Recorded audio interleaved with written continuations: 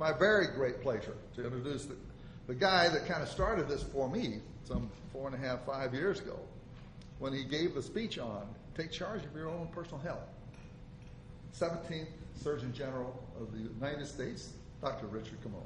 Hey everybody, it's wonderful to be home. Thank you for all being here, and Dane and the wife, thank you so much for your Activate Tucson program. I hope it becomes a model that's replicated nationally. It actually should be.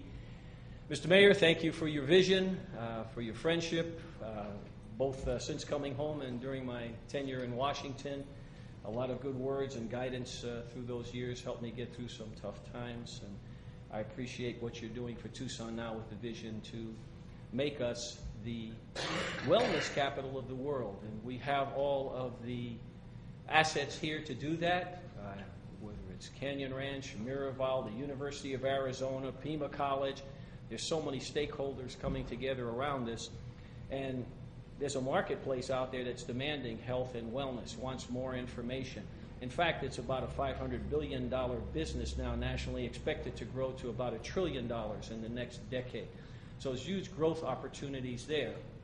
And I think the mayor, certainly interested in the health of our citizens and putting us on the map as being the center globally for wellness and health, but also realizes the economic benefits of doing something like that.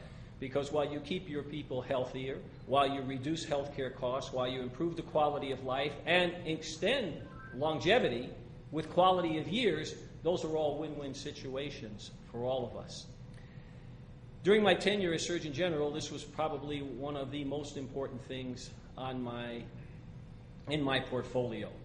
You saw our statistics from our CDC, and unfortunately those colors continue to change every year, as Dane pointed out. Right now, we're in the midst of an epidemic of obesity, and I'll just give you a small piece of it. We have 9 million, it's actually more than 9 million children now who are overweight or obese in this nation. We have children that have type 2 diabetes, and as was pointed out, the highest incidence of diabetes is right here in Indian country, in our backyard, with our Native American brothers and sisters. But even scarier, we're starting to see children who develop high blood pressure in grammar school now. And so as if that's not a challenge enough, then you start to think about, well, what happens in 20 years or so? What happens when these youngsters are in their 20s and 30s? And I know when I was in Washington and we started thinking more globally of this problem, not only of the catastrophic health consequences, but what are the workforce implications of the future? Where will your first responders come from? Where will the smart people who have to be physically fit come from, who rescue you every day? Where will our soldiers and sailors come from? Where will people that have to be physically able and smart come from if the generation that's coming up, 1 or 2 behind us, depending on what age group you're in, but where will those leaders come from when they will be saddled with more disease? We'll not only see increases in cardiovascular disease, we'll also see increases in certain cancers, metabolic diseases like diabetes. The cost of care will be astronomical. The disease burden will increase.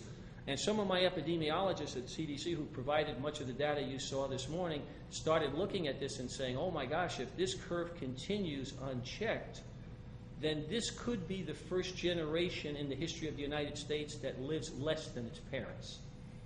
That's really, really a scary thought, that we're reversing all the wonderful health trends that we've had in this nation. So it's all win-win for us. So, Mr. Mayor, thank you so much for what you're doing for us, and I stand ready to continue to assist you in making Tucson the wellness capital of the world, but also the model for the rest of the world to emulate. Thank you all very much.